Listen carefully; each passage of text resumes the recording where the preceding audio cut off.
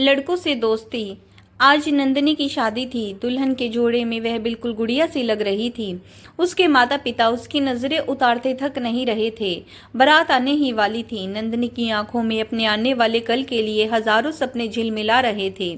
नंदनी का विवाह संपन्न हुआ, लेकिन नंदनी को बार बार ऐसा लग रहा था कि आज कपिल का व्यवहार कुछ बदला बदला सा है। लेकिन फिर उसने सोचा कि हो सकता है शादी की रस्मों की वजह से वह बहुत थक गया हो, इसीलिए उसके साथ अच्छे से बात नहीं कर रहा। लेकिन विदाई के बाद कार में भी कपिल का व्यवहार नंदनी के साथ कुछ अच्छा नहीं था। वह उसे बहुत ही बुरी नज़रों से घूरे जा रहा था। उसने एक दो बार कपिल से बात करने की कोशिश भी की, लेकिन कपिल ने उसे झिड़क दिया। अपने पति के इस व्यवहार की वजह से नंदनी की आंखों में आंसू आ गए। वह लेकिन इसका कारण भी नहीं जान पा रही थी। शादी करके वह ससुराल आ गई और बहुत सारी रस्में शुरू हो गई, लेकिन फिर भी नंदनी का मन बहुत ही विचलित था। रात में फूलों से सजी हुई सुहागरात की सेज पर नंदनी कुछ अनबनी सी बैठी थी। कपिल कमरे में आया और दुल्हन के जोड़े में नंदनी को बैठा देखकर गुस्से से आग बबूला हो गया और जोर से गरजते हुए बोला, यह घूंघट निकालकर शर्मीली दुल्हन बनने का नाटक बंद कर और चुपचाप मेरे जूते उतार। नंदनी हैरानी से कपिल की ओर देखते हुए बोली। कपिल ने उसका घूंघट पकड़कर खींचकर उसे खड़ा कर दिया और कहने लगा, तूने सुना नहीं मैंने क्या कहा? नंदनी को झटका सा लगा। उसने अपना हाथ झटकते हुए कहा, यह तुम कैसी बातें कर रहे हो कपिल? तुमने पी रखी है क्या? कपिल ने नंदनी की कलाई पकड़ते हुए उसे जोर से डांटते हुए कहा, एकदम चुप। अब तुम मेरी पत्नी है और मेरे पैरों की जूती है। आज के बाद मैं तुझे जो कहूँगा तुझे वही करना पड़ेगा। अगर तूने मेरी मर्जी के खिलाफ कुछ भी करने की कोशिश की तो अंजाम अच्छा नहीं होगा। नंदनी चौंकती हुई बोली, यह तुम क्या बकवास कर रहे हो? शादी से पहले तो तुम बड़े ही संस्कारी और सभ्य थे। तुम्हारी सारी असलियत सामने आ गई है। छी, मुझे तो तुम्हें अपना पति कहते हुए भी शर्म आ रही है। यह किस तरह की हरकत कर रहे हो तुम? कपिल ने एक जोरदार तमाचा नंदनी के गाल पर मारते हुए कहा, चुप कर। तू और तेरा काम सिर्फ मेरी बात मानना है और मेरी एक चुटकी बजाते ही मेरे एक इशारे पर दौड़कर मेरे सामने आ जाना है। इस रिश्ते में मैं तुझे बोलने की आज़ादी नहीं दूंगा। उस दिन बड़ा आधुनिकता का ज्ञान बांट रही थी ना? बड़ा शौक है ना तुझे मर्दों से दोस्ती करने का? अब मैं तुझे इस घर में शादी करके लाया हूँ। नंदनी अपने आने वाले जीवन के सपने देख रही थी, लेकिन कपिल का यह बदला हुआ रूप देखकर उसकी आंखों में आंसू आ गए। उसे रोता हुआ देखकर कपिल जोर जोर से हंसने लगा। उसने जैसे उसने कोई जंग जीत ली हो। उसने कहा, उस दिन अपने दोस्तों से हंस हंस कर बातें कर रही थी ना? जब मैंने तुझे टोका तो मुझे ज्ञान बांटने लगी। अब मैं तुझे बताऊंगा किसी लड़के से दोस्ती करने पर क्या होता है। ऐसे ही आंसू बहाते रहना। नंदनी ने भराए हुए गले से कहा, अगर तू मेरी लड़कों से दोस्ती पसंद नहीं थी तो फिर क्या जरूरत थी मुझसे शादी करने की? अगर तुम इतनी छोटी सोच के हो तो मेरी जिंदगी क्यों बर्बाद की तुमने? शादी से इनकार क्यों नहीं कर दिया? तब कपिल हंसते हुए बोला, तुम जैसी लड़की को शादी करके काबू में करने का मजा ही कुछ और है।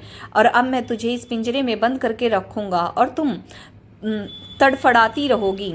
तुझे मैं अपने पैरों की जूती बनाकर रखूंगा। यह सुनकर नंदनी अपने आंसू पोंछते हुए बोली, ऐसा कुछ नहीं होगा। कपिल बोला, वैसे भी जब रिश्ते टूटते हैं ना, मर्दों को कोई फर्क नहीं पड़ता, लेकिन औरतों का जीना माहौल हो जाता है। तुम किस किस को जवाब देती फिरोगी? सब लोग तुम्हें गलत निगाहों से देखेंगे। समाज में तुम्हारी कोई इज्जत नहीं रह जाएगी और कोई तुम्हारा साथ नहीं देगा। और वैसे भी आज मैं पति होने का अधिकार जताकर तुम्हें काबू कर लूंगा। यह कहकर कपिल ने जैसे ही नंदनी का हाथ पकड़ा, नंदनी उसे झटकते हुए एक जोरदार तमाचा मारा और धक्का देकर पीछे धकेल दिया और भागती हुई कमरे से बाहर निकल गई। उधर से कपिल की माँ पुष्पा जी आ रही थी। नंदनी उनसे टकराई। तुम? पुष्पा जी ने कहा, अरे बहू, तुम कमरे से बाहर क्यों आ गई? अगर कुछ चाहिए था तो कपिल से कहकर मुझे बुला दिया होता। ऐसे कमरे से क्यों आ गई? चलो अपने कमरे के भीतर चलो। माफ कीजिएगा माँ, लेकिन मैं कमरे में नहीं जाऊंगी। नंदनी की बात सुनकर पुष्पा जी चौंक गई। क्या बात है बहू, कपिल से कुछ अनबन हो गई क्या? तुम ऐसे क्यों बोल रही हो? तभी उधर से पुष्पा जी की ननद, पूनम जी, क्या हुआ भाभी? यह नई बहू कमरे से बाहर क्यों खड़ी है? बहू तुम कमरे में चलो। नहीं माँ जी, मैं उस कमरे में नहीं जाऊंगी। अरे यह कलयुग की बहू है भाभी, शादी की पहली रात अपने पति के साथ नहीं रहेगी? पूनम जी हाथ मटकाते हुए बोली। यह कैसी बहू पसंद करके लाई हो भाभी? जी जी, आप चलिए, मैं देखती हूँ क्या हुआ है। मैं क्यों जाऊं यहाँ से? मैं यहाँ से कहीं नहीं जाऊंगी। मैं भी तो जानूं कि आखिर बात क्या है। क्या बात है बहू? तभी उधर से कपिल गुस्से से तमतमाता हुआ बाहर आया। नंदनी, कमरे में चलो, यहाँ तमाशा करने की जरूरत नहीं। नंदनी ने कहा, दूर रहो, मुझे छूने की कोशिश मत करना। अब तो पुष्पा जी के चेहरे पर परेशानी साफ झलक रही थी। वह बहू को किनारे ले जाकर बोली, बात क्या है बहू? कपिल से कुछ कहा सुनी हो गई क्या? पति पत्नी में तो ऐसे छोटे मोटे झगड़े होते रहते हैं, इस तरह घर की इज्जत मत उछालो। नंदनी बोली, माँ जी, अगर आप सुनेंगे तो आपके सपुत्र ने मुझे कमरे में किस तरह की बातें कही हैं तो आप सोचेंगे ऐसा क्यों कह रही हूँ। वह मुझे जिंदगी भर अपने पैरों की जूती बना कर रखना चाहता है, वह भी सिर्फ इसलिए मेरी लड़कों से दोस्ती है। आप बताइए माँ, क्या आप इस घर में मुझे पैरों की जूती बनाकर रखने के लिए लाई हैं? वह कह रहा था जिंदगी भर मुझे इस पिंजरे में कैद करके रखेगा। मैं तो यहाँ अपनी एक नई जिंदगी की शुरुआत करने आई थी, लेकिन अगर ससुराल मेरे लिए पिंजरा बन जाएगा तो फिर मैं यहाँ क्यों रहूंगी? यह बात सुनकर पुष्पा जी सन रह गई। वह गला साफ करते हुए बोली, बहू, गुस्से में कपिल कभी कभी बदतमीजी कर जाता है, तुम शांत होकर अपने कमरे में जाओ, मैं उसे समझाऊंगी। नहीं माँ जी, यहाँ मेरा बहुत अपमान हुआ है, पापा को फोन करती हूँ। और नंदनी अपने पापा को फोन करने के लिए चली गई। पुष्पा जी हैरान परेशान अपने पति राजेंद्र जी के पास गई और उनसे सारी बात बताई ताकि वह इस समस्या का हल निकाल सके। इधर कपिल अपनी ही अकड़ में था। अब तो बात नंदनी के स्वाभिमान पर आ चुकी थी। पुष्पा जी हाथ बढ़ाते हुए अपने पति राजेंद्र जी से बोली, अरे उठिए, देखिए घर में क्या हो रहा है। राजेंद्र जी ने अपनी आंख मलते हुए कहा, अरे भाग्यवान, इतनी भागा दौड़ी के बाद जरा सा तो आराम मिला है, तब तुमने जगा दिया। सवर में बोली, बहू घर छोड़ कर जाने की बात कर रही है। यह सुनकर राजेंद्र जी की नींद एक चुटकी में ही उड़ गई। वह हड़बड़ा कर उठ बैठे और आश्चर्य से बोला, क्या हुआ? ऐसा क्या बहू, ऐसा क्यों कह रही है? ऐसी भी क्या बात हो गई? पुष्पा जी ने कहा, कपिल ने नशे की हालत में बहू को बहुत अपमानित किया है। और पुष्पा जी ने राजेंद्र जी को सारी बात बताई। वह हड़बड़ा कर उठ कर खड़े हो गए। उधर नंदनी ने फोन करके अपने पापा को सारी बात बताई तो नंदनी के पापा अपनी बेटी की बात सुनकर घबरा गए और उसी वक्त अपनी पत्नी के साथ बेटी के ससुराल निकल पड़े। उधर राजेंद्र जी घबराते हुए नंदनी के पास गए और बोले, क्या हुआ बहू, क्या बात हो गई? अगर कपिल ने तुम्हारे साथ कुछ बदतमीजी की है तो मैं उसकी अकल अभी ठिकाने लगाता हूँ, लेकिन तुम इस तरह घर छोड़कर जाने की बात मत करो। नंदनी भरे हुए गले से बोली, पापा जी, कपिल ने मुझसे ऐसी ऐसी बातें कही कि अब मैं उसकी शक्ल भी देखना पसंद नहीं करूंगी। राजेंद्र जी ने कुर्सी को आगे बढ़ाते हुए नंदनी से कहा, बहू, पहले तुम आराम से बैठो और विस्तार से मुझे बताओ कि आखिर बात क्या हुई है। पुष्पा जी उसके लिए ठंडा पानी ले आई और आंखों में आंसू लिए नंदनी ने कहा, पापा जी, मैं आपका बहुत सम्मान करती हूँ। यह मुझे लगता है कि इस घर से वो छोड़ने से पहले मुझे आपको सारी बात बता देनी चाहिए। और नंदनी रो रो कर अपने ससुर जी को सारी बात बताई। उसने कहा, पापा जी, कपिल मुझे इस घर में कैद कर रखना चाहता है और मुझे अपने पैरों की जूती बनाकर उसके हिसाब से इस घर में मेरा कोई सम्मान नहीं होगा। अब आप ही बताइए, मैं ऐसे इंसान के साथ जिंदगी कैसे बिताऊं? इसीलिए मैंने इस घर से जाने का फैसला कर लिया है। अब आप भी बताइए पापा, इन सब में मेरी क्या गलती है? यह सुनकर राजेंद्र जी का सर शर्मिंदगी से झुक गया और वह बोले, माफ करना बहू, कपिल ने तुमसे बहुत बदतमीजी से बात की है। मैं अभी उसे समझाता हूँ, लेकिन इस तरह से घर छोड़कर मत जाओ, बहुत बेइज्जती होगी हमारी समाज में। लोग क्या कहेंगे? मुझे तो तुम्हारे जैसी ही बहू चाहिए थी। कम से कम मेरी बात मानकर ही रुक जाओ। नम आंखों से नंदनी ने कहा, पापा जी, मुझे आप लोगों से कोई शिकायत नहीं है और माँ तो मुझे बहुत प्यार करती हैं, लेकिन जिसके की नज़रों में मेरा सम्मान नहीं, मैं वहां रुक कर क्या करूंगी? राजेंद्र जी कुछ बोल ही नहीं पाते। इससे पहले ही नंदनी के माता पिता वहां पहुंच गए। नंदनी की माँ घर में आते ही नंदनी नंदनी करके आवाज लगाने लगी। नंदनी दौड़ कर हॉल में पहुंची और उसकी माँ ने उसे गले से लगा लिया। बेटा, यह सब क्या हो गया? दामाद जी ऐसे निकलेंगे, हमने तो कभी सोचा ही नहीं था। वह शिकायत भरी नजरों से नंदनी के सास ससुर को देखने लगी तो उन लोगों की नजर शर्म से झुक गई। राजेंद्र जी ने हाथ जोड़ जोड़ते, बात करते हुए, उसे समझाते हुए सब ठीक हो जाएगा। तब नंदनी के माता पिता ने कहा, यह फैसला तो हम नंदनी के ऊपर छोड़ते हैं, वह यहाँ रहना चाहती है या नहीं। हाथ जोड़ते हुए अपने सास ससुर से कहा, पापा जी मुझे रोकने की कोशिश मत करिएगा। अगर इतना सब कुछ सुनने के बाद भी मैं यहाँ रुक गई तो मेरी अंतरात्मा मुझे माफ नहीं करेगी। राजेंद्र जी निशब्द हो गए, क्योंकि जब उनके बेटे ने ही उनका सर शर्म से झुका दिया था। कपिल ने अपने आप को कमरे में बंद कर लिया और लाख बुलाने के बाद भी बाहर नहीं आया।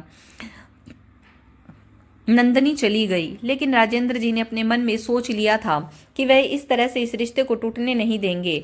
वह अपने बेटे कपिल को सबक सिखा कर रहेंगे, अपनी बहू नंदनी से कपिल को माफी मंगवा कर रहेंगे। इधर नंदनी के जाने के बाद मेहमानों के बीच चर्चा शुरू हो गई थी। सब लोग यही सोच रहे थे कि आखिर कपिल ने ऐसा क्या कर दिया कि बहू पहली ही रात को घर छोड़कर चली गई। राजेंद्र जी चिंता के मारे अपने सर पर हाथ रखकर कमरे में बैठ गई। पुष्पा जी भी बहुत परेशान थी। एक औरत होने के नाते वह समझ सकती थी कि नंदनी के ऊपर क्या बीत रही होगी और उसे कितना बुरा लगा होगा। घर पहुंचकर नंदनी के पापा ने उससे कहा, बेटा आगे क्या होगा यह तो मैं नहीं जानता, लेकिन हम हर हाल में तुम्हारे साथ हैं। तुम अपने स्वाभिमान के साथ कभी भी समझौता मत करना।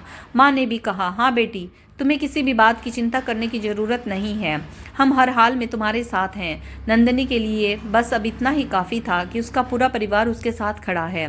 नंदनी के घर में भी मेहमान अभी थे। सब लोग तरह तरह की बातें कर रहे थे। कोई कह रहा था नंदनी बहुत तेज तर्रार है, इसी ने किया होगा कुछ। नंदनी के माता पिता अभी किसी को कुछ भी बताया नहीं था। नंदनी अपने कमरे में जाकर कपड़े बदलकर खिड़की के पास खड़ी हो गई। खिड़की से आई ठंडी हवाएं उसे सहला रही थी, लेकिन उसका मन बहुत बेचैन था। कपिल को वह पसंद करने लगी थी, लेकिन कपिल का ऐसा रूप होगा उसने कभी सोचा भी नहीं था। आज भले ही वह कपिल की पत्नी थी, लेकिन ऐसी संकीर्ण सोच वाले इंसान की वह पत्नी बनने को तैयार नहीं थी।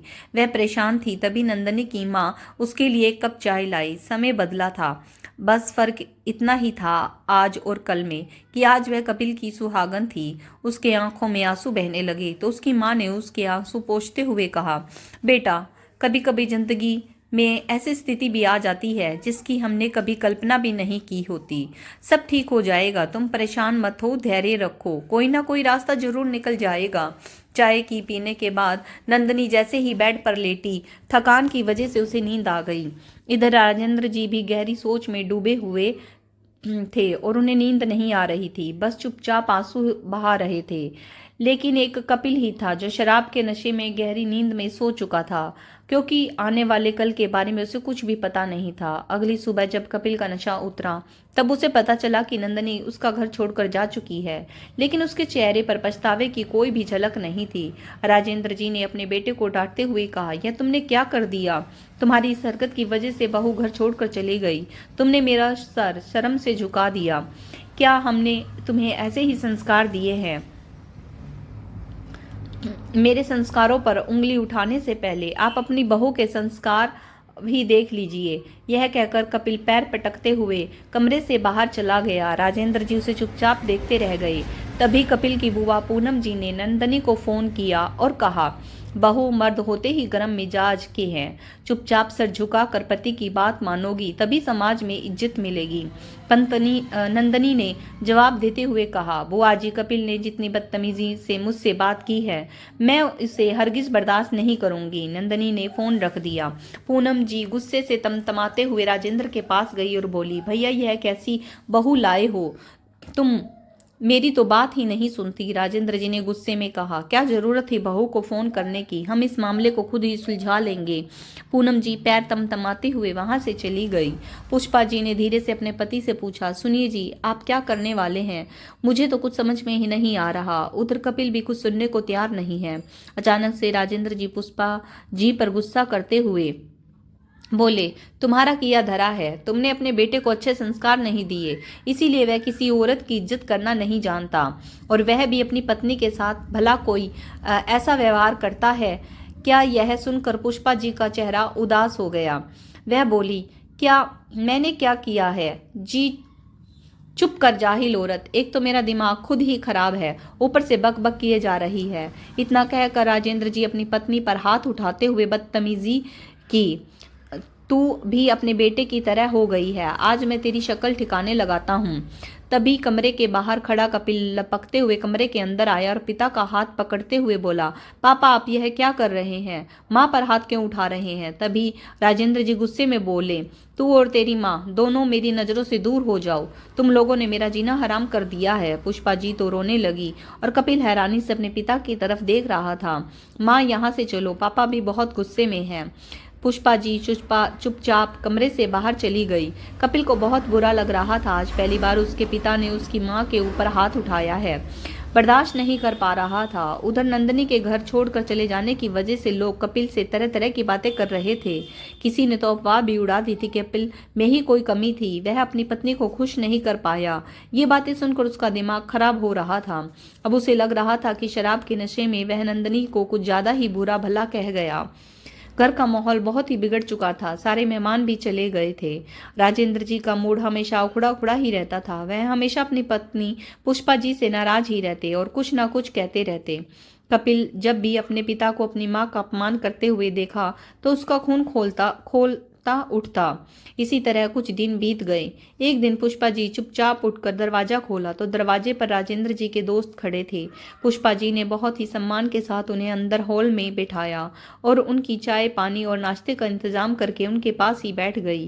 क्योंकि राजेंद्र जी कहीं बाहर गए हुए थे, वह उनसे उनके घर का हालचाल पूछने लगी। थोड़ी देर में राजेंद्र जी भी आ गए तो पुष्पा जी वहां से उठकर अपने कमरे में चली गई। कुछ देर तक दोनों मित्रों में बात हुई, फिर वह अपने घर चल दी गए। जब उनके दोस्त अपने घर चले गए तो राजेंद्र जी गुस्से में तमतमाते हुए कमरे में आए और उनका हाथ पकड़कर खींचते हुए हॉल में ले आए और बोले, जब मैं घर पर नहीं था तो यह शरीफ घर की औरतों के लक्षण नहीं होते। तुम तो बुढ़ापे में एकदम बदचलन हो गई हो। बदतमीज औरत, अब बोलती क्यों नहीं? शोर सुनकर कपिल भी हॉल में आ चुका था। बेशरम औरत, अब चुप क्यों है? क्या जरूरत थी किसी पराये मर्द से हंस हंस कर बात करने की? पुष्पा जी सहनते हुए बोली, आप क्या कह रहे हैं जी? वह आपके दोस्त हैं और मैंने कोई पहली बार तुमसे बात नहीं की है। मैं तो हमेशा ही उनके घर परिवार का हालचाल पूछ लेती हूँ। आपने आज से पहले तो कभी मुझे किसी से बात करने पर पाबंदी नहीं लगाई थी। तब राजेंद्र जी गरजते हुए बोले, पहले मैं बेवकूफ था, मुझे समझ में नहीं आता था कि औरतों को काबू में कैसे रखा जाता है। यह सुनकर कपिल ने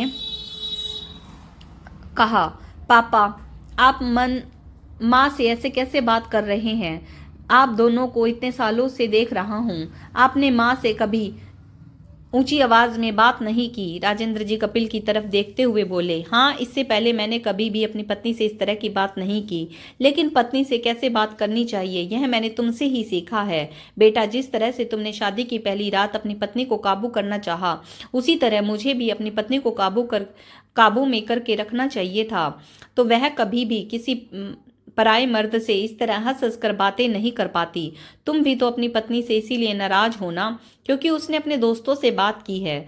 तब तुम्हारी माँ ने तो आज तक पता नहीं कितने मर्दों से बात की होगी। तब इसे क्या सजा मिलनी चाहिए? तुम्हारे हिसाब से तो तुम्हारी माँ को भी मुझे पैरों की जूती बनाकर रखना चाहिए था। इस घर को पिंजरे की तरह रखना चाहिए था, ताकि ना यह किसी से बोल पाए और ना ही इस घर को पिंजरे की तरह रखना था।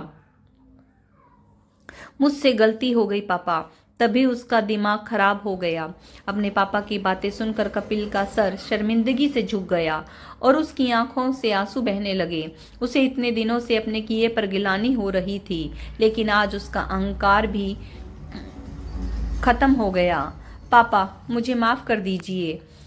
कोई भी बेटा यह बर्दाश्त नहीं कर सकता कि उसकी माँ के बारे में ऐसी बात करे। तब राजेंद्र जी गुस्से में बोले, तब तुमने अपनी पत्नी से ऐसी बात क्यों की? तुम्हारी हिम्मत कैसे हुई? उसने उस बच्ची का इतना अपमान किया। कपिल अपने पापा के पैरों में गिरते हुए बोला, मुझे अपनी गलती का एहसास हो चुका है, लेकिन मैं किस मुंह से उससे माफी मांगने के लिए जाऊं? आप सही कहते हैं। माँ भी तो बहुत से मर्दों से बात करती है, लेकिन इसका मतलब यह तो नहीं कि उसका चरित्र खराब है।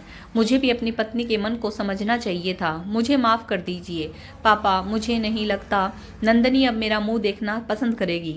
राजेंद्र जी ने उसे उठाते हुए कहा, तुम्हें अपनी गलती का एहसास हो चुका है, मेरे लिए इतना ही बहुत है। मैं तुम्हारी माँ का अपमान नहीं कर रहा था। तभी पुष्पा जी बोली, हाँ बेटा, हमने यह योजना बनाई थी कि जब तुम मेरा अपमान होते हुए देखोगे तब शायद तुम्हें एहसास हो कि तुमने बहू के साथ कितना बुरा व्यवहार किया। बेटा, तुम्हें अपनी गलती का एहसास हो चुका है। तुम एक बार बहू से माफ़ी मांगो, वह तुम्हें जरूर माफ़ कर देगी। वह बहुत कोमल दिल की लड़की है। उन कपिल अब नंदनी के घर पहुंचता है। उनके घर में देखते ही नंदनी ने अपने सास ससुर के पैर छुए, लेकिन कपिल की तरफ देखा भी नहीं। कपिल सर शर्मिंदगी से झुक गया। तभी नंदनी के माता पिता भी वहां आ गए। कपिल ने अपने सास ससुर के पैर छुए और माफ़ी मांगते हुए कहा, मुझे अपनी गलती का एहसास हो चुका है। आप लोग मुझे माफ़ कर दीजिए। मैं नंदनी के साथ अच्छा व्यवहार नहीं किया, लेकिन अब मैं अपनी पत्नी को वापस लेने आया हूँ। नंदनी हैरान रह गई कि कपिल की सारी अकल ढीली कैसे हो गई। कपिल ने नंदनी की तरफ हाथ जोड़ते हुए कहा, नंदनी, तुम मुझे माफ़ नहीं करोगी तो मैं जिंदगी भर सुकून से सांस नहीं ले पाऊंगा। पापा ने मुझे मेरी गलती का एहसास दिला दिया है। नंदनी हैरानी से अपने सास ससुर की तरफ देख रही थी तो राजेंद्र जी ने कहा, बेटा, इसे माफ करके एक मौका और दो। तुम बहुत अच्छी लड़की हो, मुझे पता है तुम इसे एक मौका जरूर दोगी। अगर यह तुम्हारी उम्मीदों पर खड़ा नहीं उतरा तो तुम्हारा जो भी फैसला होगा वह हमें मंजूर होगा, लेकिन एक बार मेरी बात मानो। पुष्पा जी ने भी नंदनी के सर पर हाथ रखते हुए बोला, हाँ बेटी, तुम हमारी बहू नहीं बेटी हो, तुम तो हमारे घर की हो। नंदनी ने माँ पापा की तरफ देखा तो उसके माँ पापा ने भी उसे सहमति से सिर हिलाते हुए हाँ कहा। तब नंदनी ने कपिल के साथ जाने के लिए हाँ कर दी। नंदनी की हाँ सुनकर कपिल खुशी से झूम उठा। उसका चेहरा देखकर नंदनी खुद से ही शर्मा गई। अपने मम्मी पापा का आशीर्वाद लेकर अपने ससुर